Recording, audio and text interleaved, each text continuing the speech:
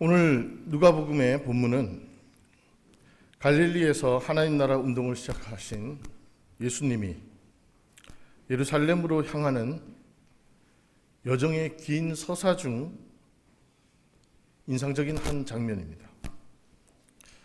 이번 이야기에서 주목되는 점은 예수님이 갈릴리와 사마리아 사이, 즉 경계선으로 걷게 되었다는 점입니다. 우리가 읽은 11절의 말씀이죠.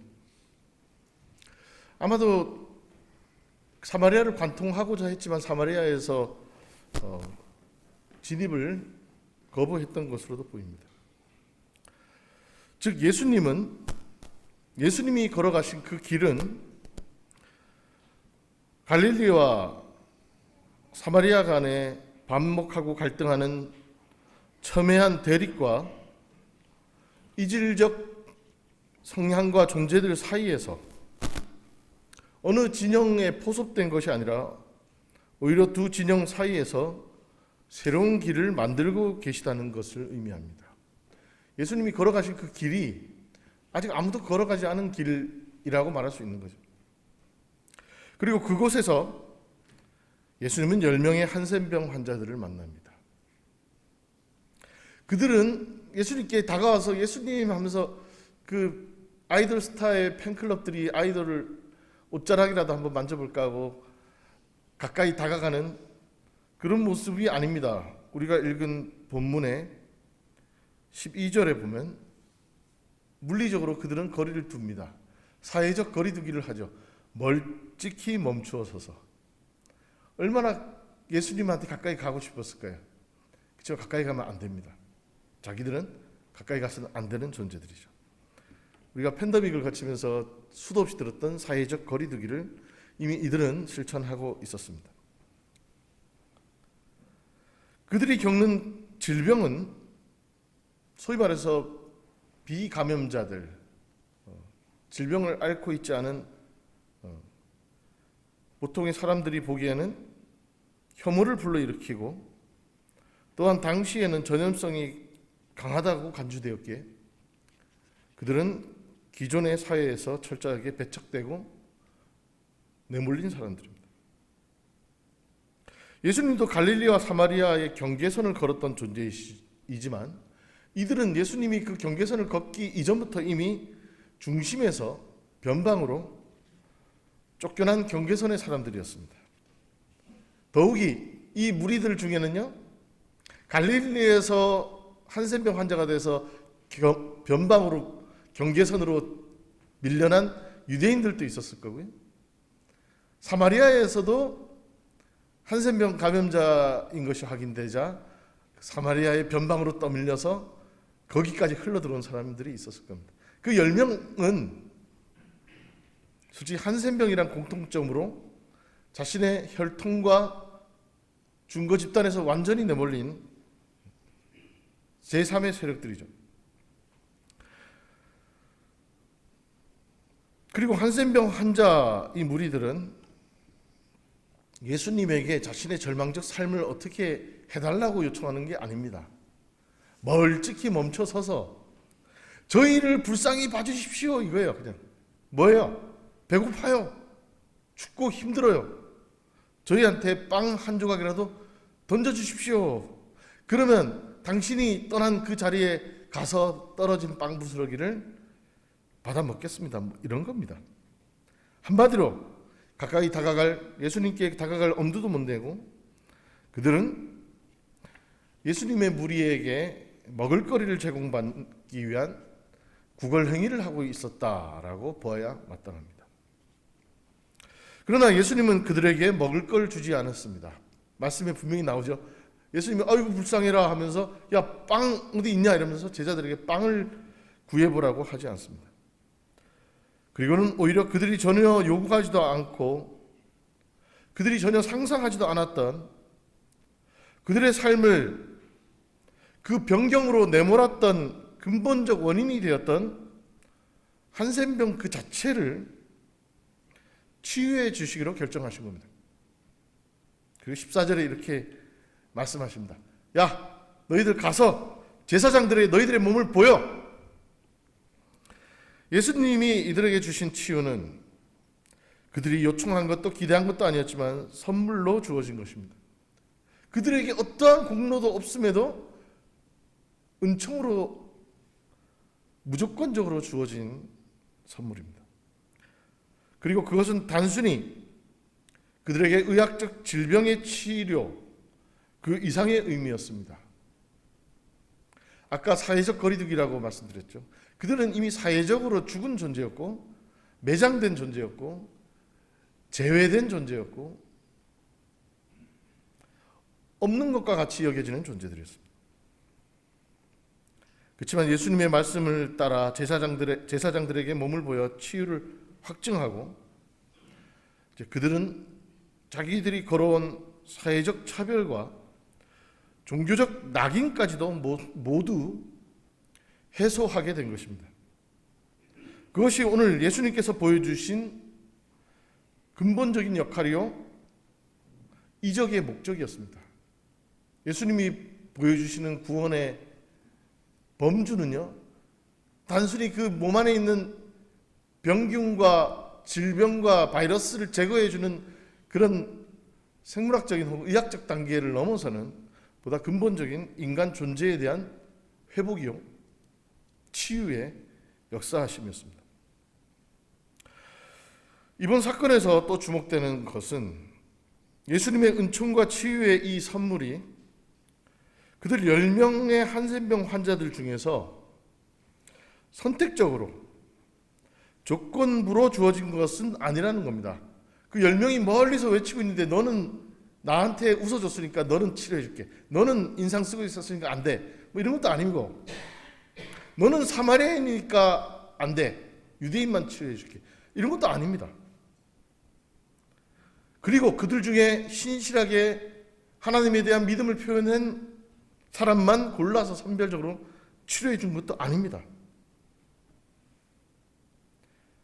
예수님 치유의 기적이 일어난 것은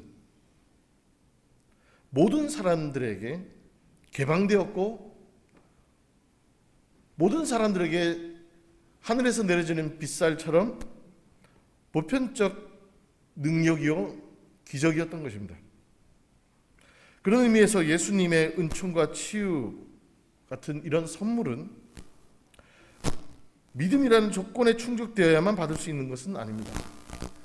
예전에 제가 교회 다닐 때 저희 아버지가 좀 아프셨어요. 한 8년간 간염으로 투병하셨는데 어떤 교인분이 위로한답시고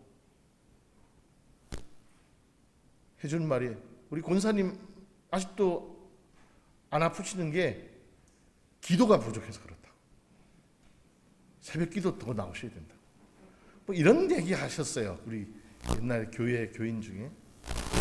그게요. 아 그래 기도 더 열심히 해서 빨리 나가야지. 뭐 이런 마음이 들게 하는 게 아니고 아 정말 천불이 나더라고요. 뭐야? 그래 너 믿음 좋다. 뭐 이런 마음이 드는 거죠. 반발심이 드는 거죠. 이게 사람의 마음인데 예수님은요 새벽 기도 열심히 나오고 주일 성수했다고 질병 치료해 주시는 분이 아닙니다. 그냥 치료해 주세요.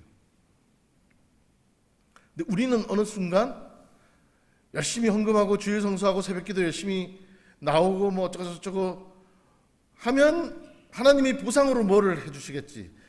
돈도 잘 벌게 하고 병도 치료되게 하겠지. 뭐 이런 그 인간적 사유에 우리의 생각에 갇혀버리고 마는 겁니다. 이것은 예수님의 복음의 본질과 아주 멀리 있습니다. 제사장에게 몸을 보이러 가다가 치유를 경험한 나머지 9명은 돌아온 사마리아 한센병 환자보다 인격적으로 문제가 있거나 믿음이 없었다고 감히 말할 수는 없습니다. 그들은 절차대로 예수님이 또 명하신 대로 예수님이 제사장에게 몸을 보이라고 했잖아요. 예수님 말을 더 잘 들었던 이들입니다. 근데 그들이 뭐 믿음이 부족했다 우리가 그렇게 감히 어떻게 말할 수 있어요.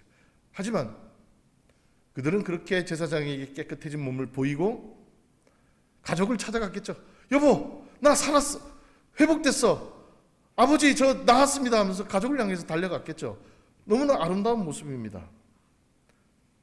하지만 그들이 그 일상으로 복귀하는 중에 그들은 이 모든 선물이 하나님으로부터 왔다라는 것을 망각한 것이죠. 하지만 그걸 알아차린 사람 한 명이 오늘 사마리아인 출신의 나음받은 한센병 환자입니다.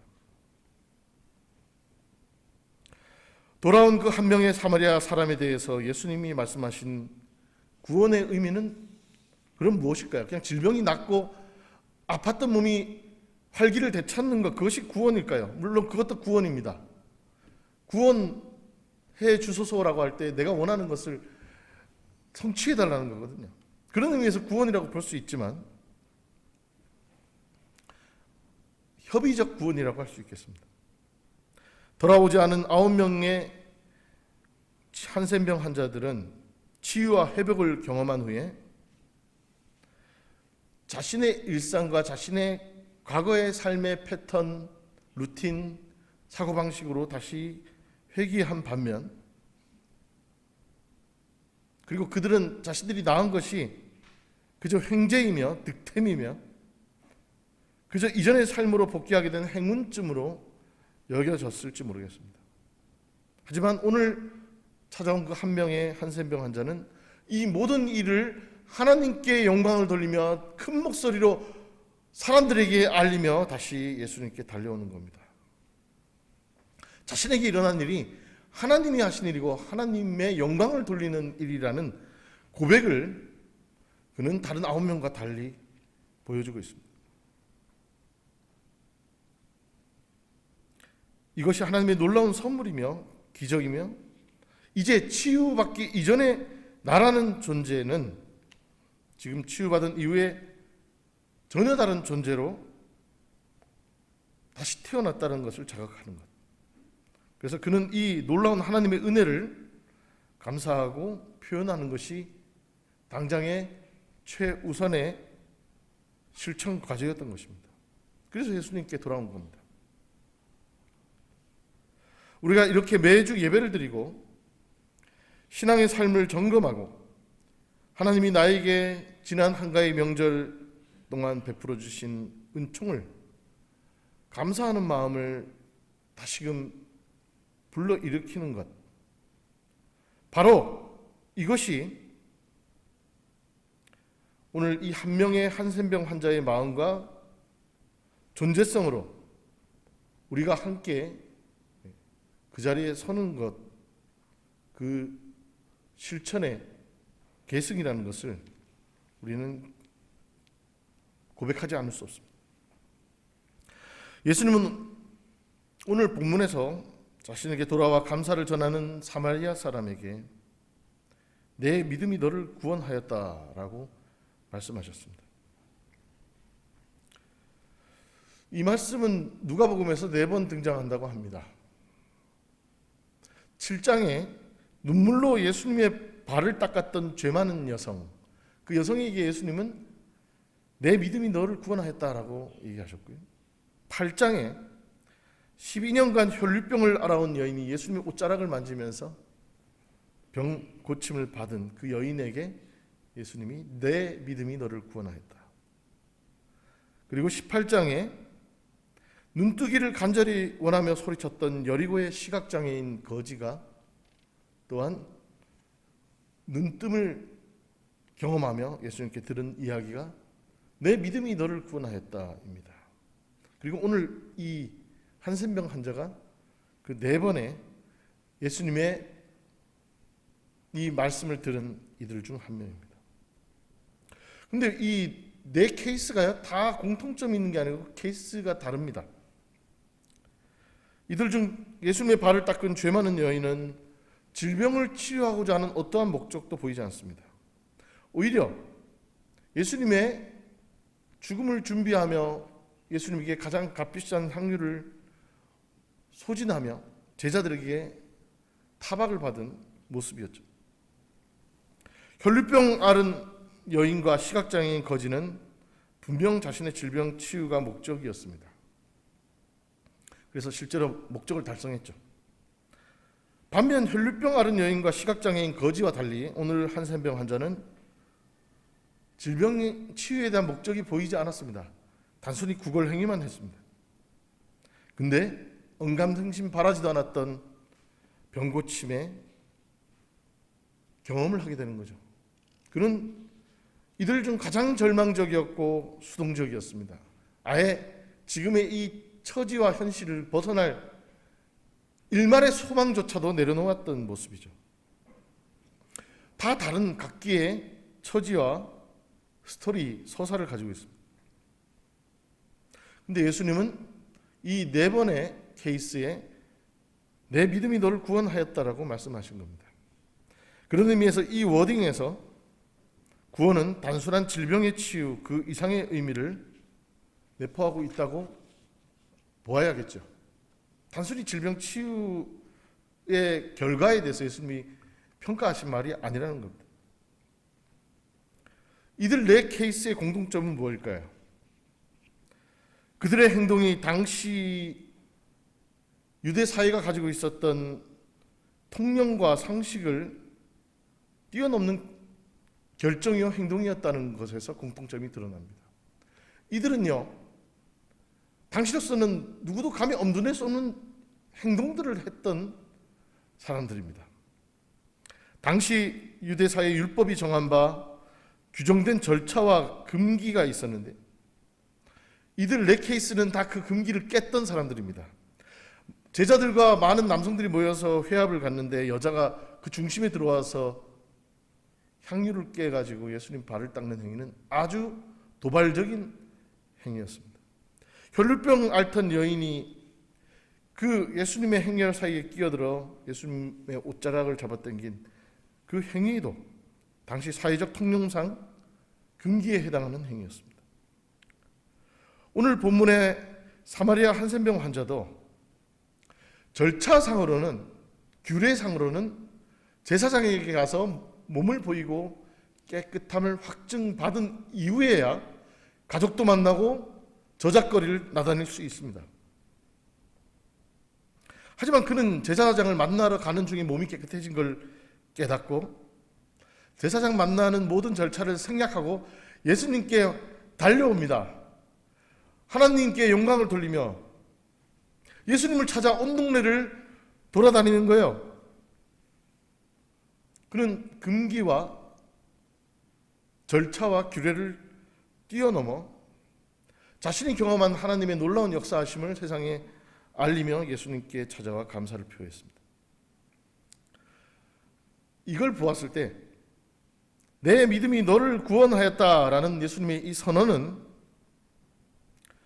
구원의 은총을 갈망하며 때로는 감사하며 모든 사회적 제한과 금기와 규범과 장벽을 뛰어넘는 행동,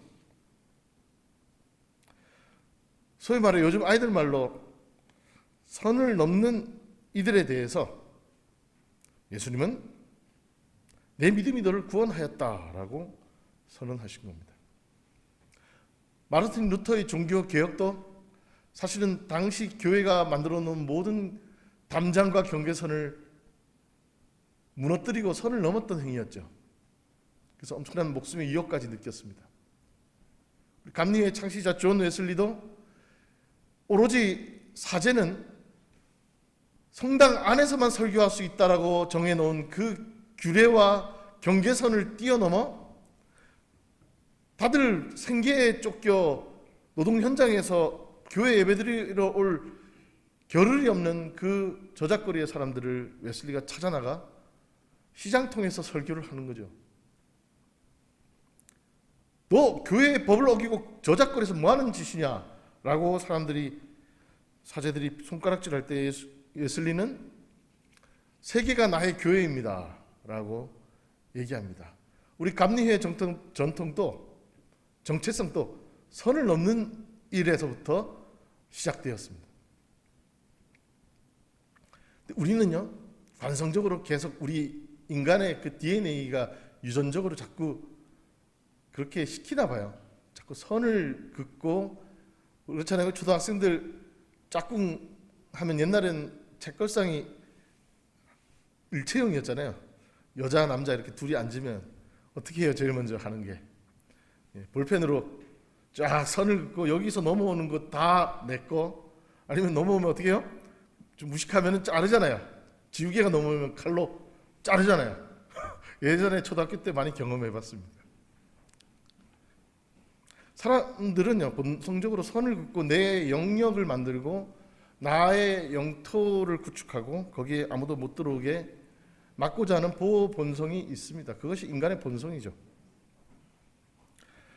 수년 전에 전 세계적으로 주목받았던 인정받은 오스카의 영화 봉준호 감독의 기생충에서도 유명한 장면들이 나옵니다.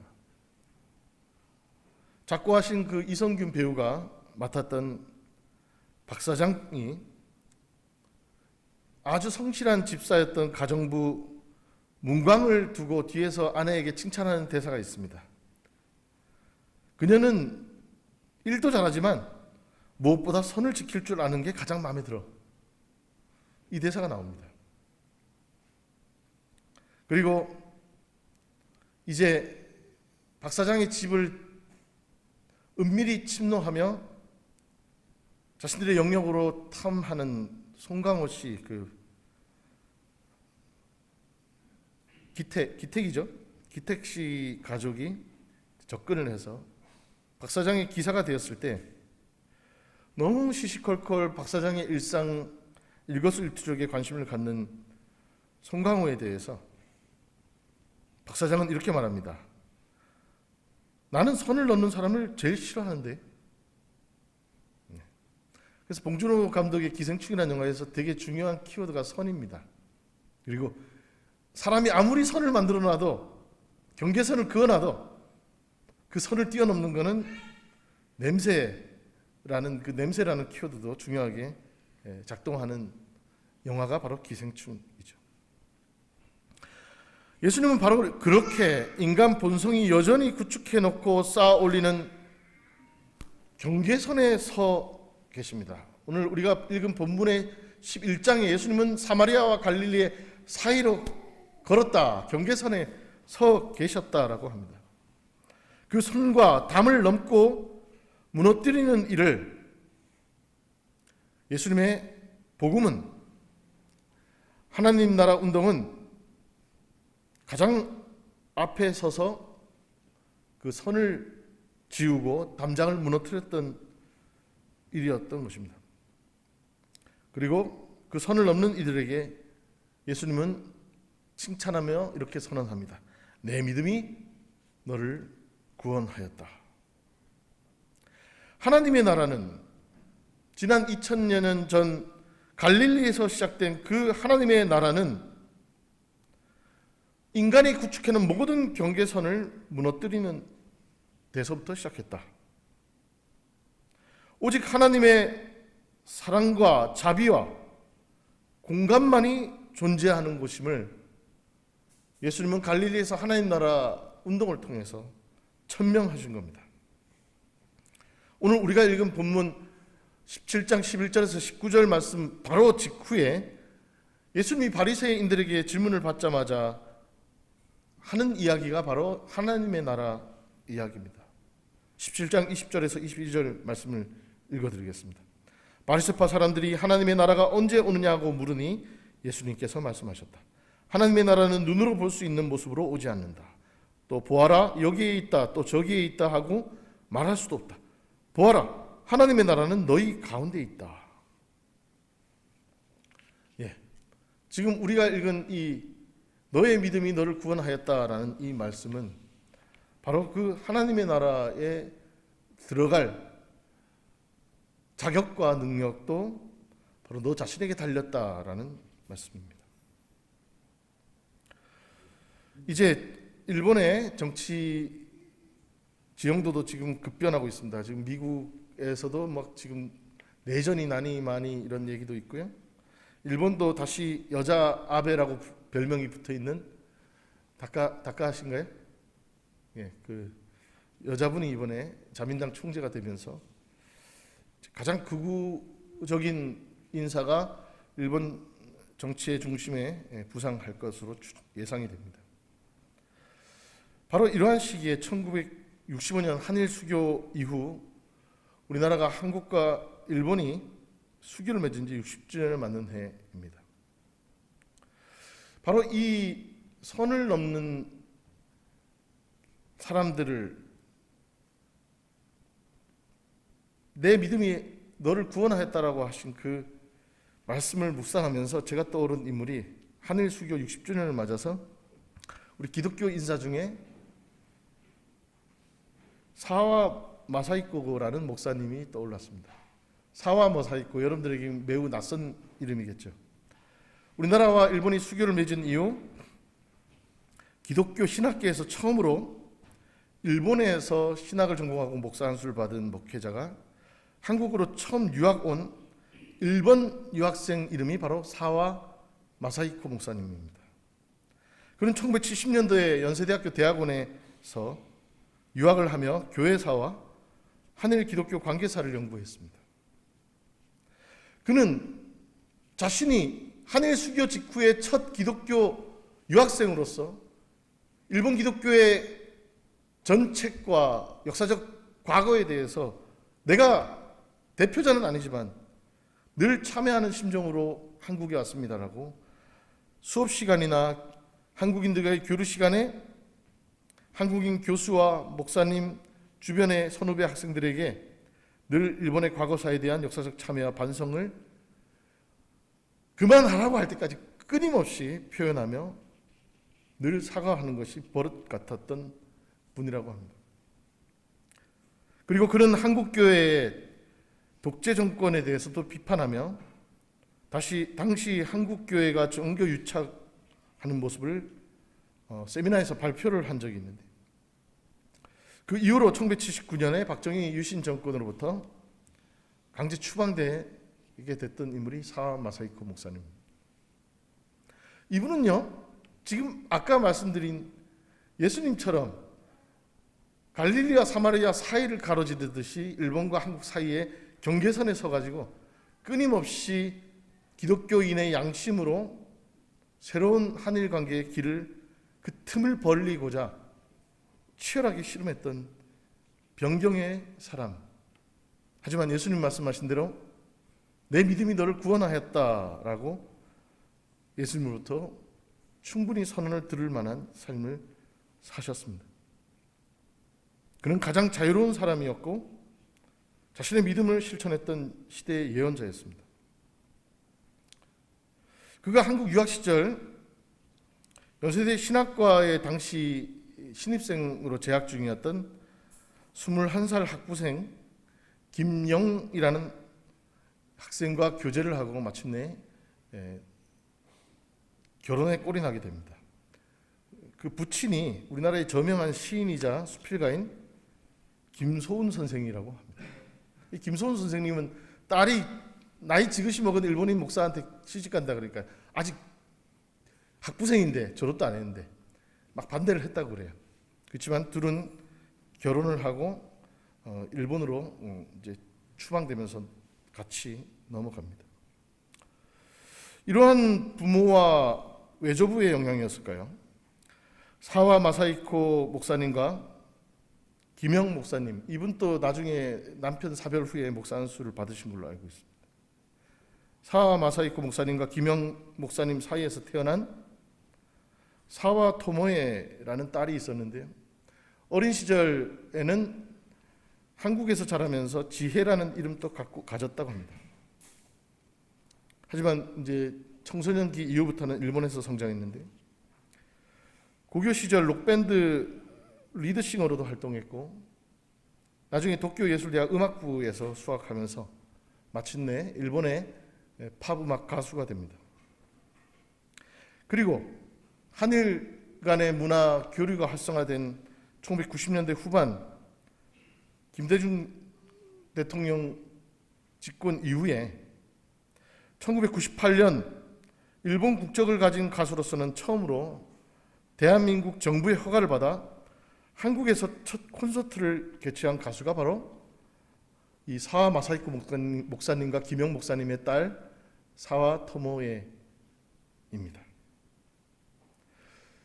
그분은 이렇게 연애 감정을 노래하는 그런 일반적인 팝 음악이 아닌 굉장히 인간의 존재 정체성에 대한 그리고 역사와 세계 현실에 대해서 성찰하는 노래들을 많이 지어 불렀는데요. 그분이 지은 노래 중에 대표적인 노래가 바로 라인이라는 곡입니다. 선이죠. 2002년에 사와토모에가 콘서트를 할 때 이 노래를 부르기에 앞서서 멘트를 했다고 합니다. 그 멘트를 제가 여러분들 주보 사이에 끼워서 공유를 했습니다. 이분이 이 라인이라는 노래를 부르기 전에 이렇게 말합니다. 세상에는 눈에 보이지 않는 선이 많이 그어져 있고 모든 것을 가르고 있습니다. 예를 들면 사랑과 미움, 북쪽과 남쪽, 어른과 아이, 삶과 죽음, 남자와 여자, 너와 나. 그러한 선을 매 순간 넘어서고 싶지만 그것은 정말 어려운 일입니다. 어느 순간 생각해 보았습니다. 혹시 그 선이라는 것은 어딘가 바깥쪽에 있는 게 아니라 실은 내 마음속에 있는 것은 아닐까? 그러니까 선을 넘어가려면 나 자신을 우선 넘어가자라고. 뭐든지 다른 사람 탓으로 치부해버리는 버릇이 있는 저입니다만 그런 생각을 한 뒤로부터 아주 조금 마음이 편해진 것 같습니다. 언젠가 모든 선이 사라지고 하나로 연결될 수 있기를 노래하겠습니다. 라인. 이건 콘서트에서 직접 했던 말을 번역한 겁니다. 그리고 그가 부르는 라인이라는 노래 가사는 이렇습니다. 사랑과 미움 사이에 선은 어디 있을까요? 북녘과 남녘 사이에 선은 어디 있을까요? 남자와 여자 사이에 선은 어디 있을까요? 당신과 나 사이에 선은 어디 있을까요? 선이 있습니다. 보이지 않는 선. 이 세상 모든 곳에 매일매일의 우리의 삶 속에 그리고 그 선을 넘어설 이는 바로 당신입니다. 당신이 시도한다면 어렵지 않습니다. 그 선은 당신이기 때문입니다. 여기와 저기 사이에 선은 어디 있을까요? 어른과 아이 사이에 선은 어디 있을까요? 흑과 백 사이에 선은 어디 있을까요? 긍정과 부정 사이에 선은 어디 있을까요? 그 선은 나입니다. 그 선은 당신입니다. 그것을 깨닫는 순간 선은 사라져 버립니다. 더 이상 선은 존재하지 않습니다. 오늘 이야기에서 가장 기억해야 할 점은 예수님의 치유 기적에 10명 한센병 환자 중에서 제사장에게 가던 길을 멈추고 돌아와 예수께 감사를 전한 유일한 사람이 사마리아 사람이었다는 점입니다. 그는 혈통적으로나 종교적으로나 사회적으로 정당성과 공신력을 잃은 변방의 사람이었습니다. 그는 그렇게 선을 넘어 예수님께 나와 하나님의 나라를 맛보았습니다. 하나님의 나라는 심지어 제도화된 교회 건물의 담장이나 교파주의의 교리나 그런 경계선 안에 존재하는 것이 아닙니다. 예수님은 이미 우리가 만들어 놓은 선 너머에서 하나님의 나라를 확장하고 계십니다. 우리가 만들어 놓은 선 안에서 웅크리고 있는 어리석음에서 빨리 뛰쳐나오라고 예수님이 저 선 너머에서 우리를 부르고 손짓하고 계십니다. 그 예수님의 부르심을 듣고 그 손짓을 발견하는 복된 아펜젤러 인여교회 모든 성도 되시기를 축원드립니다. 기도하겠습니다. 주께서 먼저 선을 넘으시고 막힌 담장을 무너뜨리시고 그곳에 하나님의 나라를 세우실 때 우린 여전히 돌아서서 선을 긋고 있었던 것은 아닌지요. 주님, 우리 안에 그어진 선을 지우고 나와 너 세상과 우리 사이에 그어진 그 선을 뛰어넘어 진정으로 하나님의 나라를 경험하는 복된 아펜젤러 인후교회 모든 성도들 될 수 있도록 주님 인도하여 주옵소서. 예수님의 이름으로 기도드렸습니다.